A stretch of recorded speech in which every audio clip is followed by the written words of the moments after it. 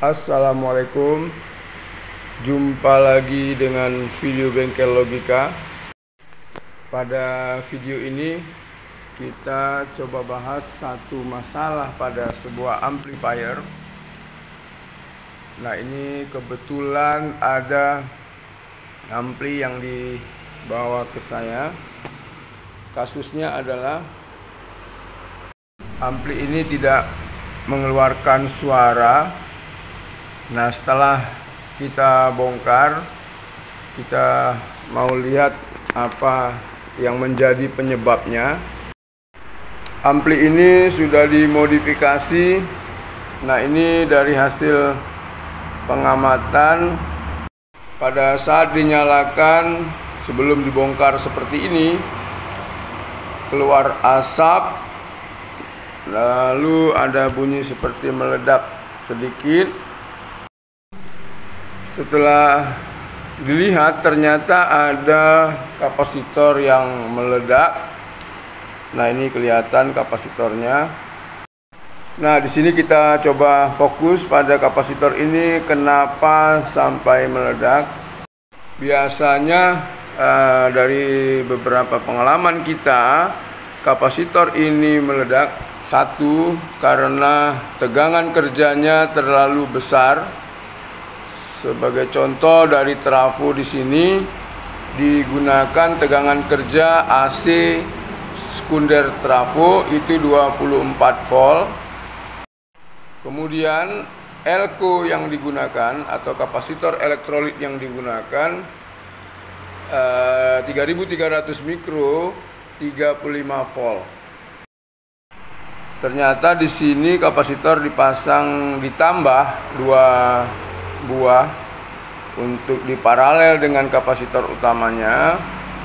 Kapasitor utamanya adalah 3300 mikro 35 volt ditambah 4700 mikro 50 volt.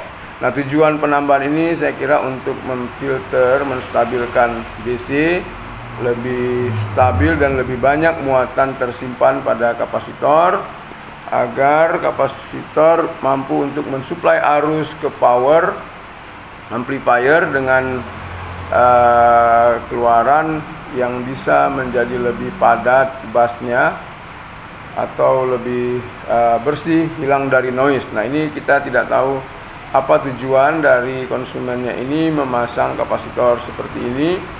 Nah, mungkin juga dengan tujuan yang seperti saya sampaikan tadi. Jika dilihat dari tegangan yang digunakan dari trafo ini 24 volt CT, lalu diberi input ke AC-nya dioda atau input AC dioda.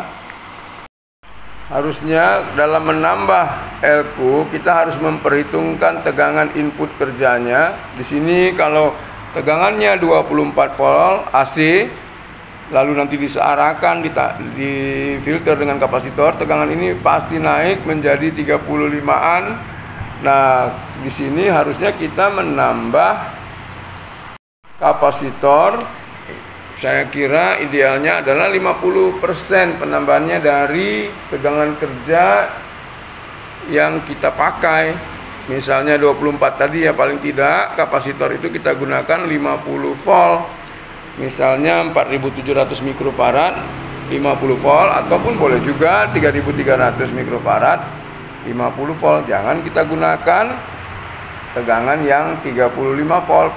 Kasusnya adalah pada saat dinyalakan dalam kondisi suara besar ataupun sudah tertutup casingnya, kapasitor akan panas, lama-kelamaan akan meledak seperti ini.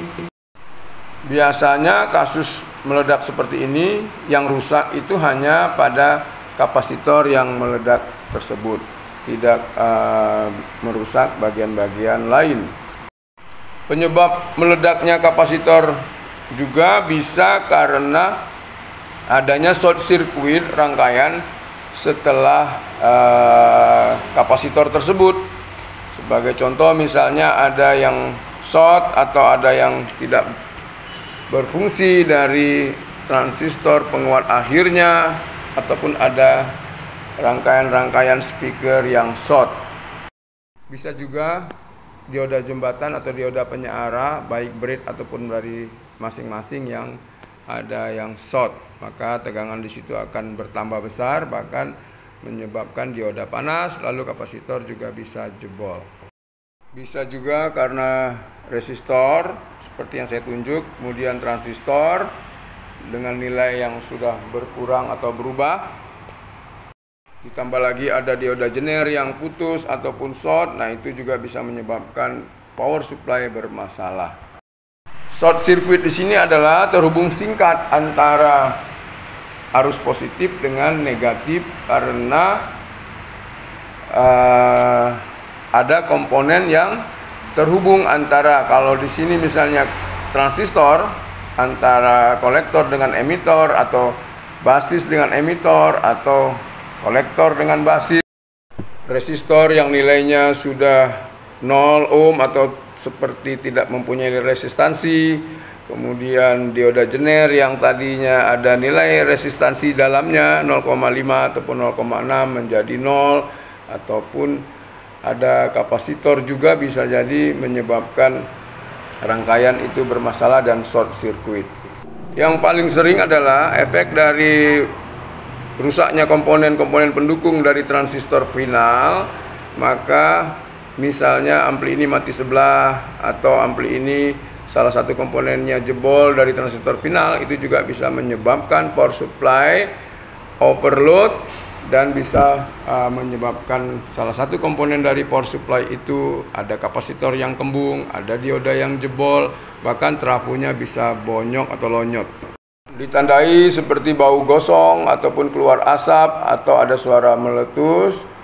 Nah, kalau tidak dilengkapi dengan fuse protector ataupun fuse protector input line AC 220-nya dan fuse protector speaker, nah itu bisa juga menyebabkan speaker jebol dan lampu listrik kita PLN-nya jeglek. Jadi bahaya sekali jika bikin amplifier ini tanpa screen atau fuse protector. Apalagi kalau ampli powernya besar yang bisa membuat kerugian yang lebih besar. Nah, setelah diselesaikan penggantian dan pemasangan kabel-kabelnya lagi, lalu kita lanjutkan dengan mengukur DCO atau tegangan output DC yang keluar dari speaker. Nah, ini untuk memastikan apakah transistor final atau transistor drivernya jebol atau tidak. Nah, kita ukur, caranya adalah seperti ini.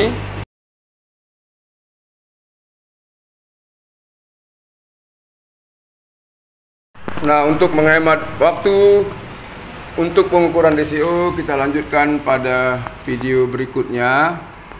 Nah ya, di sini saja kira-kira informasi tentang masalah kapasitor pecah ataupun meletus ataupun kembung dari sebuah power amplifier. Semoga ada manfaatnya. Assalamualaikum.